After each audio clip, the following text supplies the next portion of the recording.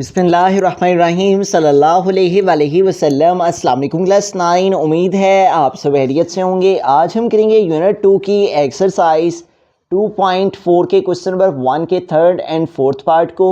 इससे कबल हम प्रीवियस वीडियो में एक्सरसाइज 2.4 के क्वेश्चन नंबर 1 के फर्स्ट एंड सेकंड पार्ट को डिस्कस कर चुके हैं। इनका लिंक मैंने डिस्क्रिप्शन में दे दिया है, आप इनसे रिलेटेड भी लेक्चर ले सकते हैं। एक्सरसाइज 2.4 के क्वेश्चन नंबर 1 के थर्ड पार्ट की तरफ चलते हैं। हमारा क्वेश्चन है use laws of exponent to simplify. तो एक्सपोनेंशियल लॉ को हमने यूज़ करते हुए इनको सिंप्लीफाई करना है। तो यहाँ पे देखिए हमारे पास ये जो पूरी वैल्यू है इसका एक्सपोनेंट नेगेटिव में है, तो इसको पॉजिटिव करने के लिए हम क्या करेंगे कि हम ये जो हमारे पास न्यूमरेटर में वैल्यू है उसको हम डिनोमिनेटर में ले आएंगे और डिनोमिनेटर वाली वैल्यू को ऊपर ले जाएंगे। ठीक है, ऊपर वाली वैल्यू नीचे और नीचे वाली ऊपर लेके जाएंगे, तो ये जो -3 है ये प्लस में चेंज हो जाएगा। ये x4 ऊपर चला गया, उसके बाद y की पावर -3 भी ऊपर चली गई, z की पावर 0 भी ऊपर चली गई, और ऊपर जो वैल्यूज़ थी हमारे पास x की पावर -2, y की पावर -1 और z की पावर -4, इन सबको हमने एक्सचेंज कर दिया। ठीक है, इन तमाम वैल्यूज़ को हमने डिनोमिनेटर में ले आए और इन तमाम वैल्यूज़ को हम न्यूमरेटर में ले गए। इससे ये -3 जो है वो +3 में कन्वर्ट हो गया। ठीक है, अब हम इसको आगे मज़ीद सिंप्लीफाई करते हैं। तो एक्सपोनेंशियल लॉज जो हैं उसमें हमने जो सेम बेस वाली वैल्यू होती है उसको सॉल्व करना होता है। ठीक है, अगर बेस सेम हो तो उनके एक्सपोनेंट सॉल्व हो जाते हैं। ठीक है, यहाँ पे देखिए ऊपर भी x है नीचे भी x है, तो ऊपर वाला ये जो 4 है ये हमने लिखा x टू द एक्सपोनेंट 4।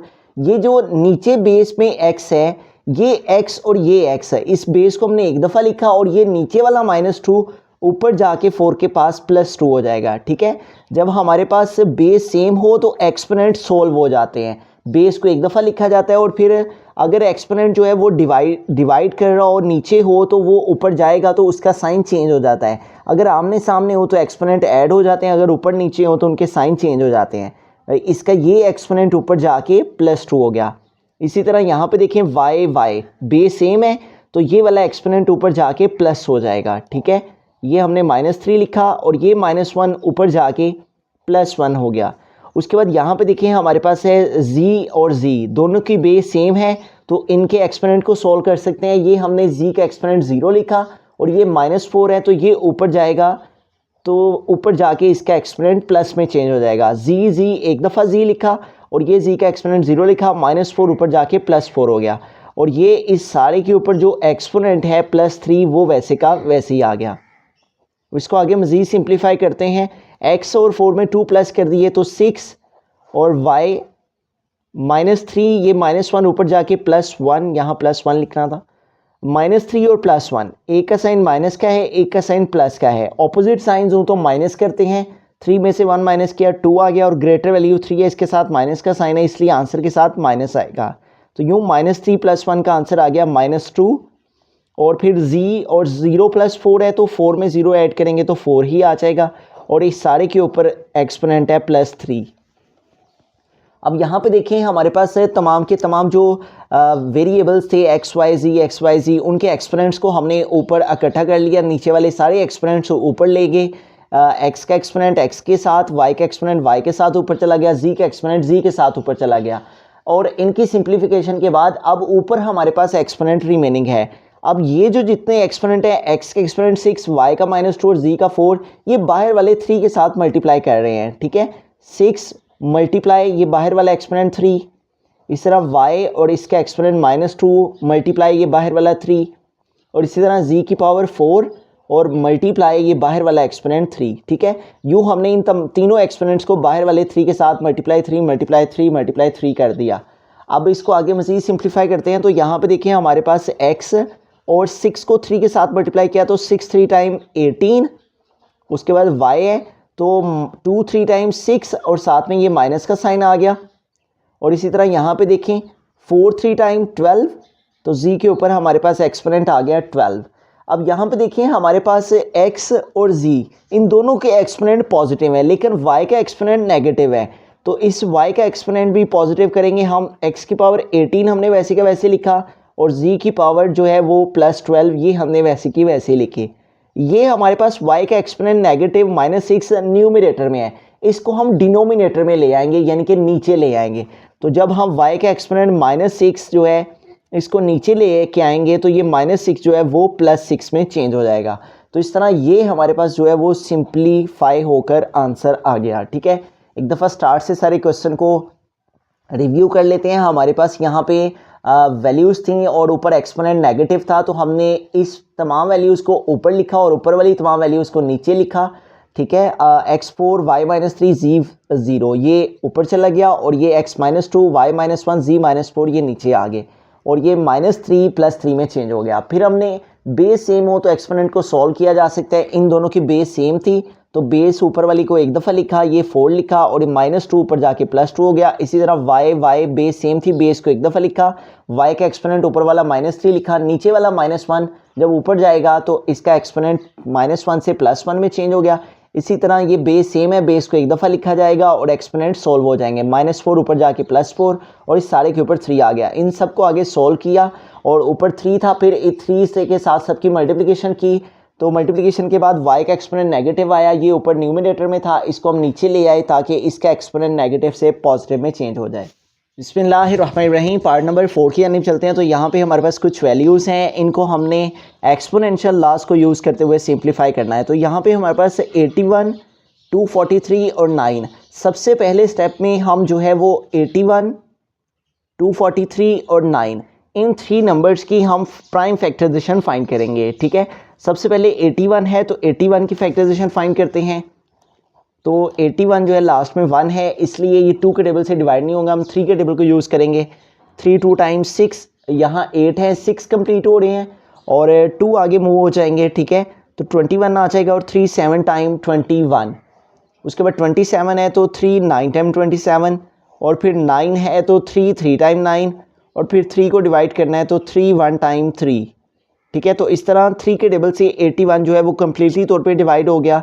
तो यूँ 1 2 3 4 टाइम 3 आया है, 3 मल्टीप्लाई 3 मल्टीप्लाई 3 मल्टीप्लाई 3, 1 2 3 4 1 2 3 4। तो जब हमारे पास बेस सेम होती है तो एक्सपोनेंट प्लस हो जाते हैं। ठीक है, 1 एक्सपोनेंट इसका, 1 इसका, 1 इसका, तो इन सबको प्लस किया, 1 2 3 एंड 4, तो 3 का एक्सपोनेंट आ गया 4। तो इट मीन्स कि 81 के लिए हम क्या लिखेंगे, 3 टू द एक्सपोनेंट 4 और इसके ऊपर क्या पावर है n, तो इसके ऊपर हम ब्रैकेट यूज़ करते हुए n लिख देंगे और उसके साथ है आगे 3 की पावर 5, तो 3 की पावर 5 हम वैसे का वैसे ही लिख देंगे। उसके बाद माइनस है तो हमने माइनस लिख दिया। अब यहाँ पे देखें 3 के ऊपर 2 पावर्स हैं, एक 3 की पावर 4n है और एक 3 की पावर -1 है। ठीक है, 3 की पावर 4n -1। तो अगर हम 3 की पावर 4n और 3 की पावर -1 को इस तरह सेपरेट करके लिखें तो इससे कोई डिफरेंस नहीं पड़ता क्योंकि इन दोनों की बेस सेम है।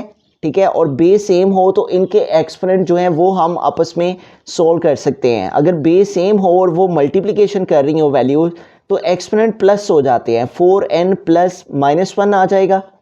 ठीक है, और फिर अगेन जो है वो 4n और प्लस माइनस -1 ही आ जाएगा, यानी कि यही वैल्यू दोबारा से आ जाएगी। ठीक है, तो इट मीन्स कि हम 3 की पावर 4n -1 को इस तरह ब्रेक करेंगे, 3 की पावर 4n और 3 की पावर -1। ठीक है, इस तरह हम 3 3 बेस लिख के इनके एक्सपोनेंट को सेपरेटली लिखेंगे, 3 की पावर 4n और 3 की पावर -1। ब्रैकेट यहाँ पे ब्रैकेट को रिमूव करके हमने यहाँ पे डॉट लगा लिया, डॉट का मतलब ही मल्टीप्लिकेशन है। 3 की पावर 4n लिख दिया और साथ में इसके ऊपर 3 के ऊपर एक और पावर है और वो है -1। उसके बाद नेक्स्ट नंबर है 243। तो 243 की भी हमें प्राइम फैक्टराइजेशन फाइंड करनी है। 243 को भी फैक्टराइज करते हैं। तो यहाँ पे लास्ट में 3 है तो हम 3 के टेबल को यूज़ करते हैं, 3 8 टाइम 24 और 3 1 टाइम 3। उसके बाद 81 है तो 3 2 टाइम्स 6, यहाँ 8 है, 6 कंप्लीट हुए, 2 आगे मूव हुआ, 21 तो 3 7 टाइम 21। उसके बाद 27 है तो 3 9 टाइम 27। उसके बाद 9 है तो 3 3 टाइम 9 और फिर 3 रिक्वायर है तो 3 1 टाइम 3, 1 2 3 4 5। तो 3 5 टाइम आया है तो हम इसको 3 टू द एक्सपोनेंट 5 लिख सकते हैं। तो 243 के लिए हमारे पास इसकी फैक्टराइजेशन करके 1 2 3 4 5 टाइम 3 आया है तो इसकी प्लेस पे हमने 3 की पावर 5 लिख दिया। उसके बाद डिवाइड में आ जाते हैं।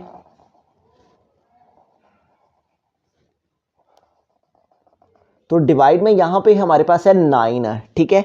तो 9 को भी हमें फैक्टराइज करना है, तो 9 के लिए 3 का टेबल यूज़ करेंगे, 3 टाइम 9, और फिर 3 को डिवाइड करने के लिए 3 1 टाइम 3।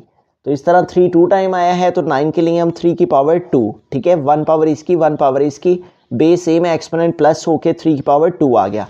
तो 9 के लिए हमने लिखा 3 की पावर 2, और फिर इसके ऊपर एक्सपोनेंट है 9 के ऊपर 2n, वो हम लिख देंगे, ठीक है। इस 9 की प्लेस पे आ गया 3 की पावर 2, और ऊपर 2n था वो वैसे का वैसे।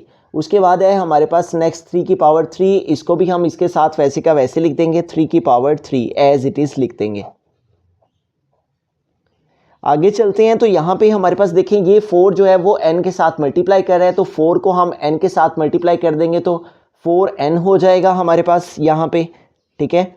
तो 3 की पावर 4 को n से मल्टीप्लाई किया तो 4n आ गई, और साथ में है 3 टू द एक्सपोनेंट 5, तो 3 टू द एक्सपोनेंट 5 वैसे का वैसे ही, माइनस 3 की पावर 4n भी वैसे का वैसे ही लिख दिया। अब यहाँ पे देखिए हमारे पास जो है वो इन दोनों की बेस सेम है, ठीक है, दोनों की बेस 3 3 है। तो अगर हम इसको सिंप्लीफाई करते हैं थोड़ा सा, तो हमारे पास कुछ इस अंदाज से जो वैल्यू है 3 की पावर -1 और 3 की पावर 5, ठीक है, ये 3 की पावर -1 और 3 की पावर 5, इन दोनों को हम सिंप्लीफाई करने लगे हैं। ये देखिए इन दोनों की बेस सेम है और ये आपस में मल्टीप्लाई कर रहे हैं, तो अगर बेस सेम हो तो उसको एक दफ़ा लिखते हैं और एक्सपोनेंट को प्लस कर लेते हैं, ठीक है। एक्सपोनेंशियल लॉज के मुताबिक अगर बेस सेम हो तो एक्सपोनेंट प्लस हो जाते हैं, अगर मल्टीप्लिकेशन हो रही हो बेस सेम हो तो एक्सपोनेंट प्लस हो जाते हैं, -1 और इसमें प्लस हो जाएगा 5। बेस को एक दफ़ा लिख दिया, अब इसको सॉल्व कर लेते हैं। -1 + 5, एक का साइन प्लस का है, एक का साइन माइनस का है, माइनस करेंगे, 5 से 1 माइनस किया 4 आ गया, और ग्रेटर वैल्यू 5 है, इसके साथ प्लस का साइन है इसलिए आंसर के साथ प्लस आएगा। तो यूँ हमारे पास 3 की पावर -1 और 3 की पावर 5, 3 की पावर -1 3 की पावर 5, इन दोनों की बेस सेम थी, इनके एक्सपोनेंट को हमने ऐड कर लिया, 3 की पावर -1 + 5, ठीक है। इन दोनों को हमने यहाँ पे सेपरेटली सॉल्व कर लिया।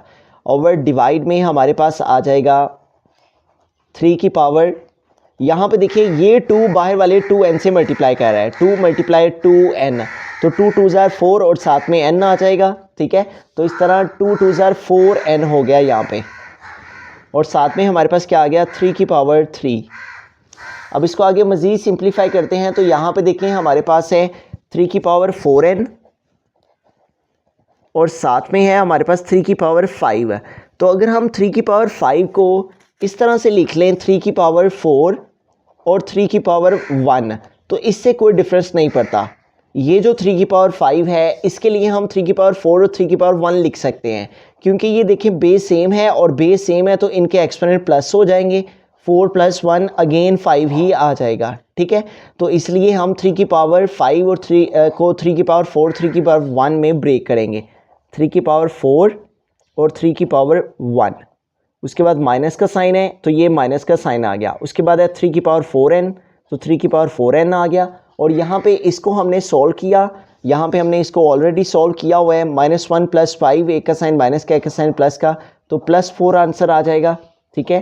तो ये -1 + 5 का आंसर 3 की पावर +4 आ गया। और डिवाइड में आ जाते हैं, तो यहाँ पे 3 की पावर 4n ये वैसे का वैसे ही, और 3 की पावर 3 भी वैसे का वैसे ही आ गया। अब यहाँ पे देखिए हमारे पास माइनस की इस साइड में भी 3 की पावर 4n और 3 की पावर 4 मौजूद है, और माइनस के इस साइड में भी 3 की पावर 4n 3 की पावर 4 है, तो इसलिए हम इन दोनों को कॉमन ले सकते हैं, ठीक है। अब यहाँ पे सवाल पैदा होता है कि हमने 3 की पावर 5 को 3 की पावर 4 और 3 की पावर 1 में क्यों ब्रेक किया है। इसलिए ब्रेक किया है कि इस साइड में -1 + 5 से हमारे पास 4 आ रहा था, तो इधर भी हमें 3 की पावर 4 चाहिए थी ताकि हम कॉमन ले सकते, तो इसलिए हमने 3 की पावर 5 को 3 की पावर 4 और 1 में ब्रेक किया था। तो अब जो दोनों साइड में हमारे पास सेम वैल्यूज़ हैं उनको कॉमन ले लेंगे, 3 की पावर 4n 3 की पावर 4n, 3 की पावर 4 और 3 की पावर 4, ये माइनस के इस साइड में भी है और माइनस के इस साइड में भी है, इसलिए हम 3 की पावर 4n और 3 की पावर 4 इनको हमने कॉमन ले लिया, ब्रैकेट यूज़ कर लेंगे, ये दोनों तो यहाँ पे कॉमन आ गई, तो यहाँ पे माइनस के इस साइड में रिमेनिंग सिर्फ क्या रह गया 3। ठीक है, ये सारी की सारी वैल्यू, ये दोनों टर्म्स कॉमन आ गई हैं, बाकी सिर्फ ये 3 की पावर 1 बाकी रह गया, इसको हमने बाकी लिख लिया। उसके बाद माइनस है, माइनस का साइन आ गया। ये सारी की सारी ही वैल्यू कॉमन आ चुकी हुई है। 3 की पावर 4n, 3 की पावर 4n, 3 की पावर 4, 3 की पावर 4, तो ये सारी की सारी वैल्यू कॉमन आ चुकी है, इसलिए यहाँ पे रिमेनिंग सिर्फ 1 रह गया हुआ है। कुछ भी ना कॉमन हो तो इट मीन्स वहाँ पे 1 रह गया है। ओवर डिवाइड में हमारे पास क्या है, 3 की पावर 4n और साथ में है 3 की पावर 3। अब इसको आगे मज़ीद सिंप्लीफाई करते हैं, तो यहाँ पे देखें 3 की पावर 4n ऊपर भी है नीचे भी है, तो ये हमारे पास कैंसिल हो जाएगी। 3 की पावर 4n 3 की पावर 4n से कट हो गई, सेम थी ऊपर नीचे थी न्यूमरेटर में, इसलिए कैंसिल हो गई। तो हमारे पास रिमेनिंग रह गया 3 की पावर 4, और यहाँ पे देखें 3 की पावर 1 का मतलब 3 ही है। ठीक है, किसी भी नंबर की पावर अगर नहीं शो हो रही तो उसकी पावर 1 नहीं होती है। 3 - 1 हमारे पास क्या आ गया, 2। ओवर डिवाइड में हमारे पास क्या है, 3 की पावर 3। अब यहाँ पे देखिए ये बेस सेम है हमारे पास, नीचे भी 3 की पावर 3 है, नीचे भी 3 है बेस, और ऊपर भी बेस 3 है। तो अगर हमारे पास बेस सेम हो तो एक्सपोनेंट नीचे वाला ऊपर जाके माइनस हो जाता है। ठीक है, ये हमने 4 लिखा 3 की पावर 4, और ये बेस सेम थी इसलिए इनके एक्सपोनेंट्स को हम सॉल्व कर सकते हैं। 3 को एक दफ़ा लिखा, ये 3 की पावर 4 लिखा, नीचे वाला +3 ऊपर आएगा तो ऊपर आके उसका एक्सपोनेंट का साइन चेंज हो जाएगा। +3 ऊपर आया तो -3, और साथ में हमारे पास क्या है 2, तो ये 2 वैसे का वैसे ही। तो लास्ट स्टेप यहाँ पे हम सॉल्व करते हैं, तो यहाँ पे देखें 3 की पावर 4 में से 3 हम माइनस करेंगे तो रिमेनिंग 1 आ जाएगा। ठीक है, तो इसको हम सेपरेट कर लेते हैं। यहाँ पे 3 की पावर 4 - 3, तो 4 से 3 माइनस किया 1 आ गया, और साथ में हमारे पास क्या आ गया 2, तो 3 की पावर 1 का मतलब 3 ही होता है। ठीक है, तो 3 को हमने 2 के साथ मल्टीप्लाई कर दिया, ब्रैकेट का मतलब मल्टीप्लाई, तो 3 2 टाइम क्या आ गया 6 है। तो ये हमारे पास जो है वो फाइनल आंसर आ गया।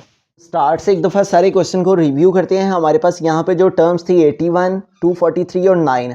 सबसे पहले स्टेप में हमने कोई चेंज नहीं, सिर्फ इन नंबर्स की फैक्टराइजेशन की है। 81 के लिए 3 की पावर 4 और ऊपर इसकी पावर है n, और 243 और इसकी पावर, इसको हमने फैक्टराइज किया 3 की पावर 5 आ गया। इन दोनों के एक्सपोनेंट हमने सेपरेट करके लिख दिए।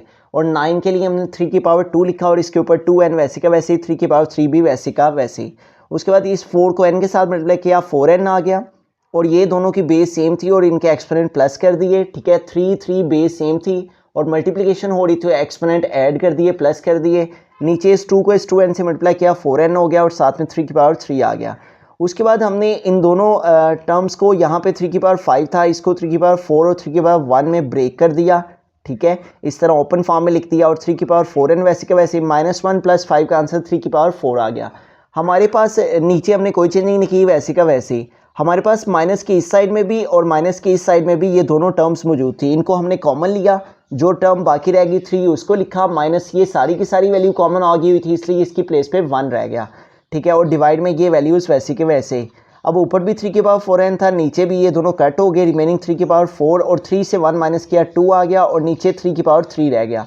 अब नीचे हमारे पास ऊपर भी 3 था, नीचे भी 3, बेस सेम थी, तो नीचे वाला एक्सपोनेंट ऊपर जाके माइनस हो गया, 4 में से 3 माइनस किया तो 1 आया, और साथ में हमारे पास ये जो 2 था 3 में से 1 माइनस करके आया हुआ ये आ गया, और 3 को 2 से मल्टीप्लाई किया तो 6 हमारे पास आंसर आ गया। ये लेक्चर में अगर आपको कहीं कोई कन्फ्यूजन हो, आप उसका वहाँ से स्क्रीनशॉट लेकर हमें इंस्टाग्राम पर मुशाहिद अली ज़फ़र के नाम से सेंड करें।